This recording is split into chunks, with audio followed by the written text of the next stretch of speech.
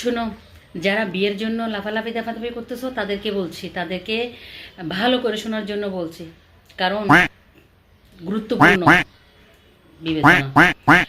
দেশের সরকার আর ঘরের জামাই দুইটাই একই, দুইটাকেই আমরা পছন্দ করে সিলেক্ট করি।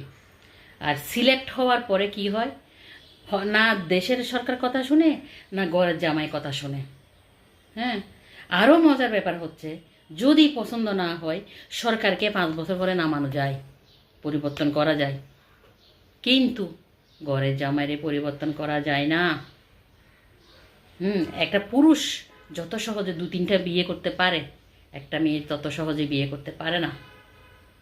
তো এরা মাথার উপর উঠে যায়।